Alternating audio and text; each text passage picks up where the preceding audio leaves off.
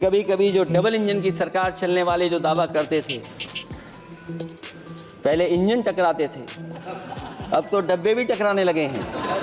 कैसी चर्चा संविधान की जो है बिना प्रधान की। मैं सबसे पहले लाखों लाख लोग जो भारत देश की आज़ादी में जिन्होंने अपनी जान न्यौछावर कर दी, देश आज़ाद हुआ।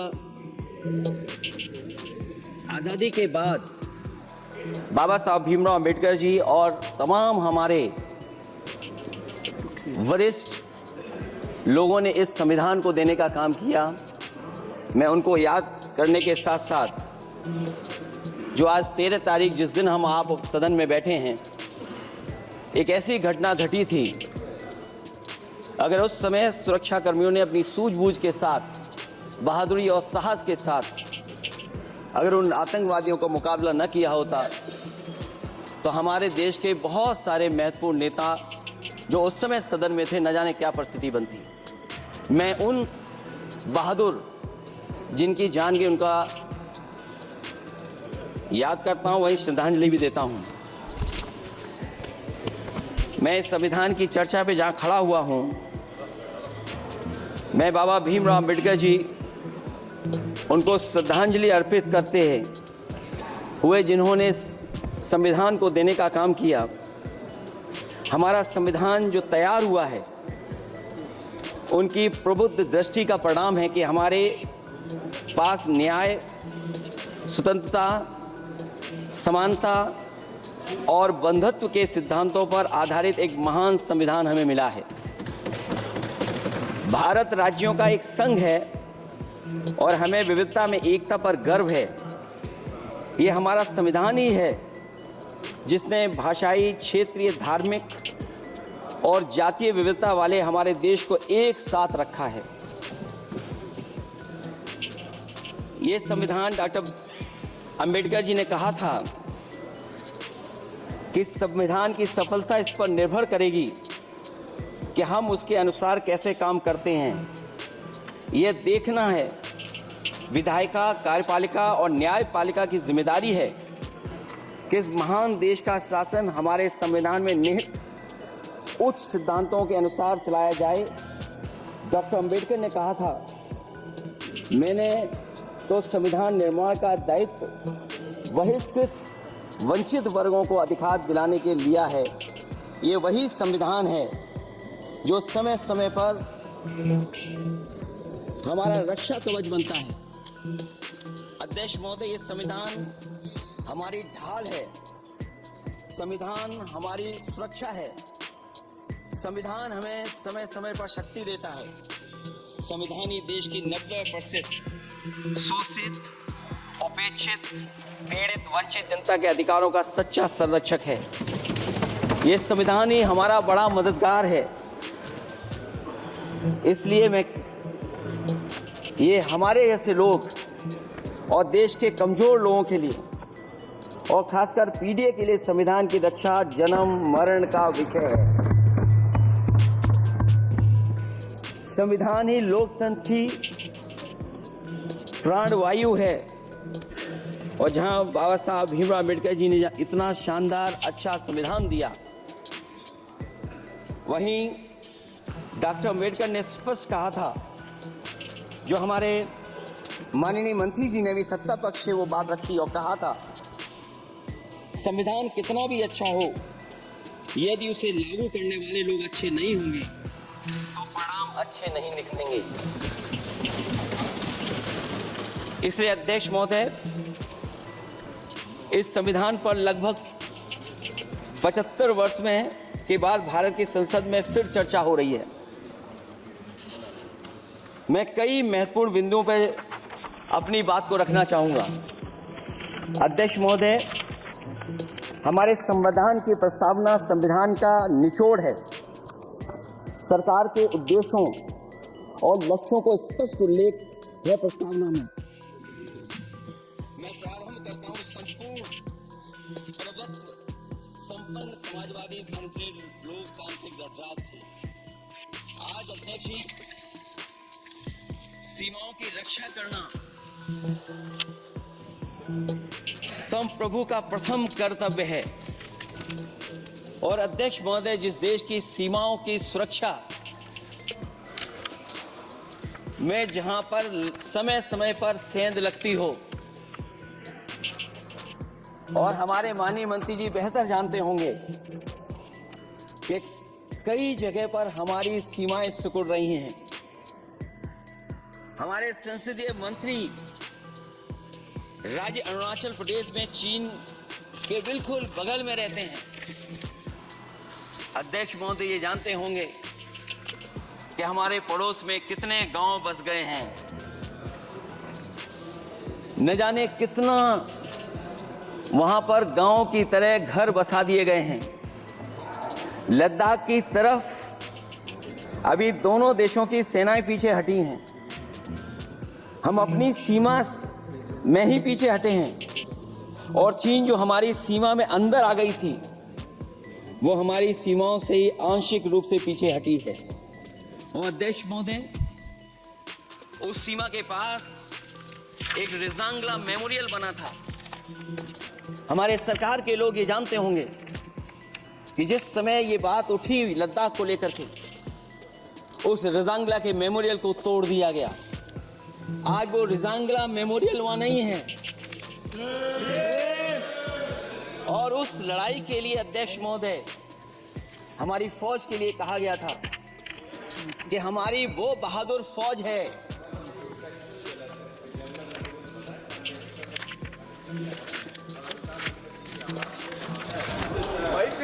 अध्यक्ष महोदय, यही तो फर्क है। कहां पर था, कहां पर बना अब। और अध्यक्ष महोदय, मैं सरकार को बताना चाहता हूं, अध्यक्ष जी, मंत्री जानते होंगे, मंत्री जी, केवल 12 किलोमीटर सड़क बनी थी, और पड़ोसी देश ने क्या क्या नहीं कहा गया। और वो समय आएगा जब हमें मानसरोवर और कैलाश पर्वत पे जाने के लिए भी वो देश हमें रोकने लगेगा। तो हमारी आज 75 साल बाद सीमाएं कितनी सुरक्षित हैं? क्या लद्दाख की वो फिंगर्स जहां पर हम पहले थे, क्या हमारी फौज वहीं खड़ी है कि नहीं खड़ी है? अगर आप रिजांगला मेमोरियल जानते होंगे, तो लद्दाख की वो सीमाएं जो हमारे देश के अंदर थी, क्या हमारी सीमा वहां तक है कि नहीं है? आज नहीं है। ये देश समाजवादी गणराज्य बने। समाजवाद का सरल शब्दों में अर्थ है कि समता और संपन्नता हो। लेकिन देश में अध्यक्ष महोदय 2014 के बाद विषमता जिस तेजी के साथ बढ़ी है, उसकी कल्पना भी नहीं की जा सकती है। 140 करोड़ में से 82 करोड़ सरकारी अन्न पर जिंदा हैं। अध्यक्ष महोदय, जो देश को ये कहते हो कि हम दुनिया की सबसे तेज रफ्तार पे चलने वाली अर्थव्यवस्था बनने जा रहे हैं, 3 पर पहुंच गए हैं और ऊपर जाएंगे। मैं सरकार से कहना चाहता हूं कि जब 82 करोड़ सरकारी अन्न पर जिंदा है और दूसरी तरफ देश की संपूर्ण संपत्ति के 2/3 हिस्से कुछ परिवारों का कब्जा है, अगर सरकार में ये बहादुरी और हिम्मत है, तो इस 60% गरीबी के रेखा से नीचे रहने वाले लोगों की पर कैपिटा इनकम क्या है? अगर आपकी अर्थव्यवस्था ऊंचाई पर जा रही है, तो हमारे जो गरीब लोग हैं, जो 60% गरीब लोग हैं, उनकी पर कैपिटा इनकम क्या है? और जहां समय समय पर सरकार अपने आंकड़े देती है, कम से कम ये आंकड़े भी दे दे कि गरीबी रेखा पर जो नीचे रहने वाले लोग हैं, उनकी पर कैपिटा इनकम क्या है।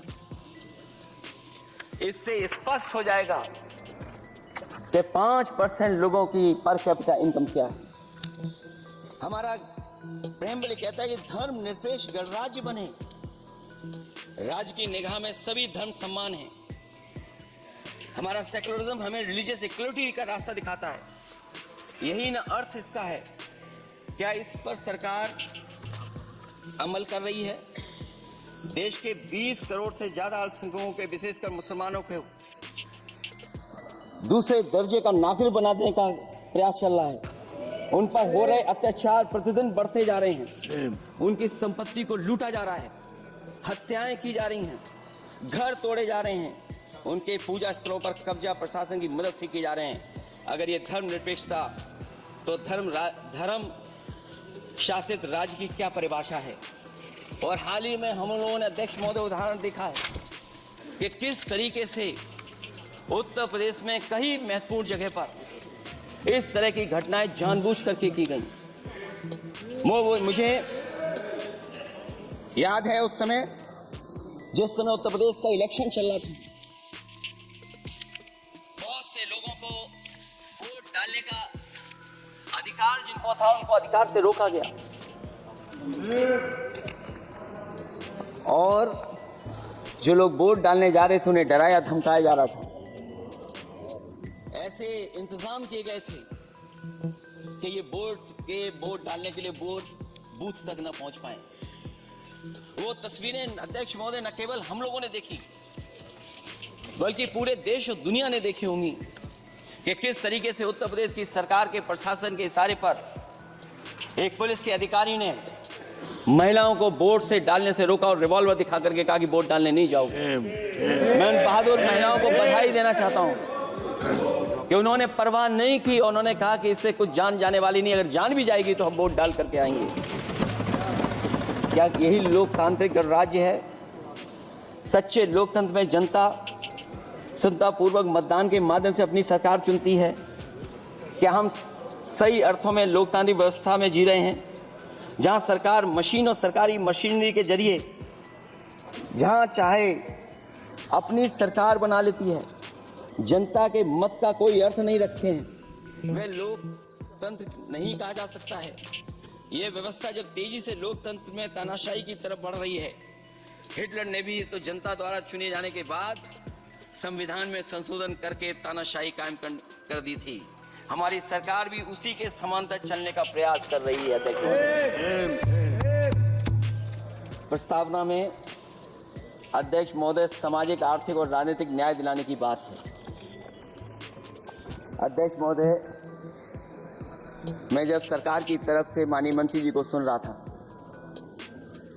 उन्होंने जाति जनगणना को लेकर के कहा कि जाति जनगणना कराना चाहे तो करा लें। हम लोग तो उस पक्ष के अधर लोग हैं, अगर आप करा सकते हैं तो आप कराइए। नहीं अध्यक्ष महोदय, जब कभी भी हम लोगों को मौका मिलेगा तो जाति जनगणना कराने का काम हम लोग करेंगे। सामाजिक न्याय समाज के अनुसूचित जाति, अनुसूचित जनजाति और अन्य पिछड़े वर्गों को न्याय दिलाने का बड़ा असर आरक्षण था, उसे समाप्त कर दिया गया है। आउटसोर्सिंग और कॉन्ट्रैक्ट बेसिस पर थोड़ी बहुत नौकरियां जो दी जा रही हैं, उनमें दलितों और पिछड़ों का कोई आरक्षण नहीं है। शिक्षण संस्थाओं और विश्वविद्यालय में प्रोफेसर्स और वाइस चांसलर के चयन के समय इनके आगे लिख दिया जाता है, एक नया शब्द का इजाद हुआ, NFS, नॉट फाउंड सुटेबल। सरकारी उपक्रम बेच दिए, प्राइवेट उपक्रमों में कोई आरक्षण नहीं है। अध्यक्ष महोदय, शिक्षा मंत्री जी सूची जारी करें और अगर ये बात कहीं भी गलत है तो शिक्षा मंत्री जी सूची जारी कर दें। देश के सभी केंद्रीय विश्वविद्यालयों के वाइस चांसलर की ओर प्रोफेसर की एक, मैं तो कहूंगा अध्यक्ष महोदय कि शिक्षा मंत्री जी अगर ये सूची जारी कर दें कि जितनी भी सेंट्रल यूनिवर्सिटीज हैं और उनके माध्यम से जितने भी प्रोफेसर्स का अपॉइंटमेंट हुआ है, सब बात साफ हो जाएगी। आप केवल देश के 10% लोगों को ही ख्याल रख रहे हैं, बाकी 90% लोगों का आप ख्याल नहीं रख पा रहे हैं। और जाति जनगणना कभी जाति में भेदभाव नहीं बढ़ाएगा अध्यक्ष महोदय। जाति जनगणना जातियों के बीच दूरियां कम करेगा और तमाम हमारे ऐसे समाज के लोग जिनको न्याय नहीं मिला, जिनको अधिकार नहीं मिला है, अध्यक्ष महोदय, कम से कम जाति जनगणना के बाद उन्हें अधिकार और सम्मान दिलाने का काम भी हो सकेगा। इसलिए हम इसके पक्ष में हैं। आर्थिक न्याय के बगैर न सामाजिक न्याय मिल सकता और न राजनीतिक न्याय मिल सकता है। गरीबी का नाजायज लाभ उठाकर धन्ना सेठों की सरकार चुनाव में पैसा बांटकर राजनीतिक न्याय का भी अपहरण कर लेती है। कर्ज में डूबी बड़ी आबादी महाजन के दबाव में अपनी इच्छा के खिलाफ वोट देने को विवश हो जाती है। चुनाव में सत्ताधारी दलों द्वारा पैसे की भरमार के चलते कोई सामान्य कार्यकर्ता चुनाव नहीं लड़ पा रहा है। बड़े पैमाने पर धनवान चुनकर आ जाते हैं। पैसे के बल पर जब तक आर्थिक विषमता समाप्त नहीं होती, लोगों को राजनीतिक न्याय मिल नहीं सकेगा। प्रस्तावों में आगे जो लक्ष्य है, विचार, व्यक्ति, विश्वास, पंथ और उपासना की स्वतंत्रता, अन्याय के खिलाफ विचार व्यक्त करने पर जेल, अभिव्यक्ति की स्वतंत्रता का अर्थ है देशद्रोह। अगर भाजपा के मत के नहीं हैं, दूसरे धर्म के हैं तो प्रताड़ना के हकदार हैं। और अब तो उपासना करने पर भी दिक्कत है, क्योंकि हर मस्जिद के नीचे मंदिर खोजने वाले तत्व इस देश को शांति से रखना ही नहीं चाहते हैं। उन्हें कानून की कोई परवाह नहीं है।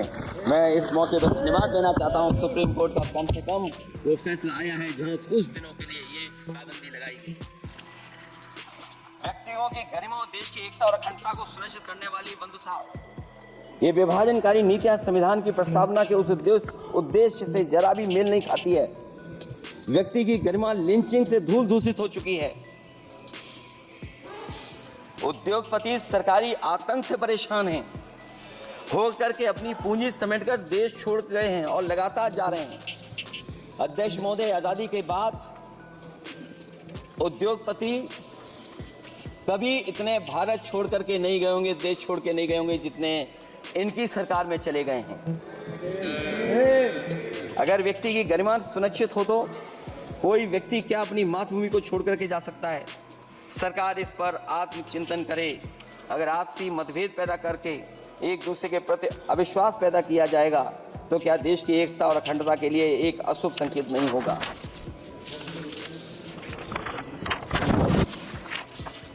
अध्यक्ष महोदय, आर्टिकल 14 कानून के समक्ष समानता, भारत के अंदर किसी भी व्यक्ति को राज्य कानून के समक्ष समानता को डिनाई नहीं कर सकता है। हो क्या रहा है, एक ही कानून कुछ लोगों के लिए अलग है और दूसरों के लिए अलग। अगर सत्ता पक्ष का व्यक्ति गेरुआ गमछा पहनकर अधिकारियों को गाली दे दे तो जी हजूरी और दूसरा न्याय मांगने जाए तो उसे लाठी। क्या ये अनुच्छेद 14 का अनुपालन हो रहा है? अध्यक्ष महोदय, किसी भी व्यक्ति को उसके जीवन और दैहिक स्वतंत्रता से कानून सम्मत प्रक्रिया के बगैर वंचित नहीं किया जा सकता। ये सबसे महत्वपूर्ण मौलिक अधिकार है, लेकिन सबसे ज़्यादा इसी का दुरुपयोग हो रहा है। फर्जी मुठभेड़ में हत्याएं, जेल के अंदर हत्याएं और पुलिस अपरीक्षा में हत्याएं। आदमी कहीं भी सुरक्षित नहीं है। ईडी का तो ऐसा कानून बना दिया गया है कि बिना एफआईआर, बिना नोटिस किसी को भी बंद कर दो। लोकतंत्र फाजिल में बदल रहा है। और अध्यक्ष महोदय, क्योंकि उत्तर प्रदेश की चर्चा सत्ता पक्ष से भी हुई, जो हालात उत्तर प्रदेश में हैं, ऐसे हालात कभी किसी ने पहले नहीं देखे।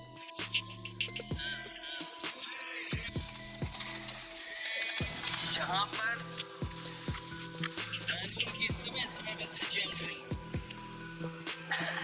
और अध्यक्ष महोदय, केवल एक घटना नहीं मैं कहना चाहता हूं, ऐसी तमाम घटनाएं हैं जिनके बारे में मैं कह सकता हूं। आज़ादी के बाद अगर हम 75वें वर्ष में इस बात पर चर्चा करें संविधान पर, और आए दिन लोगों को न्याय मांगने के लिए आत्मदाह करना पड़े,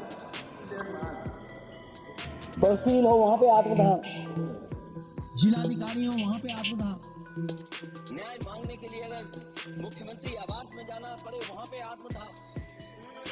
सोचिए हम किस दिशा में जा रहे हैं। और अध्यक्ष महोदय, किसने नहीं देखा कि टीवी पे चलते हुए लोगों की जान ले ली गई? लाइव देखा है सबने। ये कहाँ का न्याय है?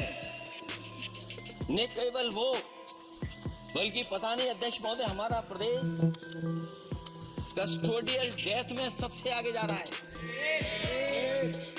महिलाओं के उत्पीड़न में सबसे आगे जा रहा है। ये मैं नहीं कह रहा हूं, अध्यक्ष महोदय ये सरकार के आंकड़े बता रहे हैं। और न केवल इन चीजों में आगे जा रहा है, बल्कि आजकल जो नए जमाने का डिजिटल इंडिया है, अगर साइबर अपराधों में सबसे आगे कोई प्रदेश दिखाई दे रहा है तो वो उत्तर प्रदेश दिखाई दे रहा है। ये अलग बात है अध्यक्ष महोदय, जिन लोगों ने ये कहा हो कि हम नौकरियां दे देंगे, आज नौकरियां कहां हैं, रोजगार कहां हैं? और अध्यक्ष महोदय, अगर वादा किया जाए नौकरी और रोजगार का, इन्वेस्टमेंट का, और सपने बड़े दिखाए जाएं, ये बात मैं इसलिए कह रहा हूं कि माननीय मंत्री जी भी उसी प्रदेश से आते हैं, प्रधानमंत्री जी भी उसी प्रदेश से आते हैं। आज कई मायनों में, कई आंकड़ों में उत्तर प्रदेश पीछे दिखाई दे रहा है। जहां रोजगार के सवाल पर जो सरकारी नौकरियां इसलिए नहीं क्योंकि आरक्षण न देना पड़ जाए, इसे सरकारी नौकरियां नहीं है। आए दिन पेपर आउट, पेपर लीक, न केवल पेपर लीक है बल्कि जानबूझ करके पेपर लीक कराया जाता है जिससे कि परीक्षा रद्द की जा सके। और जो अग्निवीर वाला सवाल था वो आज भी वैसा ही का वैसा है। हम लोग अग्निवीर वाली व्यवस्था कभी स्वीकार नहीं कर सकते। जो पहले भर्ती जैसी होती थी अध्यक्ष महोदय, अगर वैसी ही भर्ती होगी तो हमारी सीमाएं और सुरक्षित होंगी, हमारे और नौजवान जाकर के देश की असली पक्की वर्दी पहनने का काम करेंगे। ये अध्यक्ष महोदय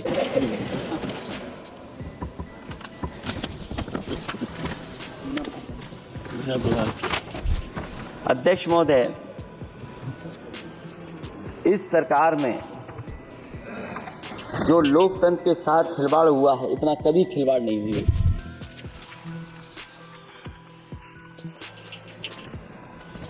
संविधान को परतंत्र बनाकर जो लोग राज करना चाहते हैं, उनके लिए आज़ादी का अमृतकाल सिर्फ एक जुमला है। और अंत में मैं सिर्फ एक ही बात कहना चाहता हूं कि संविधान बचेगा तो न्याय बचेगा, और न्याय बचेगा तभी सबको बराबर मान सम्मान, सबको बराबर मौके मिलेंगे, भेदभाव भी मिटेगा। और भेदभाव का भाव भी इसलिए आज फिर से संविधान को बचाने के लिए एक और करो या मरो आंदोलन की जरूरत है। इसलिए अध्यक्ष महोदय, हम आपको भरोसा दिलाते हैं, पिछले चुनाव में भी बहुत सारे सत्ता पक्ष के माननीय लोग ये कहते थे कि हमें इतनी सीटें मिल जाएंगी तो हम संविधान बदल देंगे। अध्यक्ष महोदय, मैं आपके माध्यम से जनता का धन्यवाद देना चाहता हूं कि उन्होंने 400 पार के नारे को गिरा दिया और विपक्ष को इतनी ताकत दे दी कि इनकी जो सपना था संविधान बदलने को, उस सपने को तोड़ने का काम किया। अध्यक्ष महोदय, बहुत सारे साथी इधर के ही उधर हैं, अगर उधर वाले इधर आ गए उसी दिन ये सत्ता से बाहर हो जाएंगे। अध्यक्ष महोदय, आखिरी में मैं कुछ लाइनें कहकर के अपनी बात खत्म करना चाहता हूं। न मेरा है न तेरा है, ये हिंदुस्तान सबका है। नहीं समझी गई ये बात तो नुकसान सबका है। हजारों रास्ते खोजे गए उस तक पहुंचने के, मगर पहुंचे हुए ये कह गए भगवान सबका है। जो इसमें मिल गई नदियां वो दिखाई नहीं देती महासागर बनाने में, मगर एहसान सबका है। अनेकों रंग खुशबू नस्ल के फल फूल पौधे हैं, मगर उपवन की इज्जत आबरू ईमान सबका है।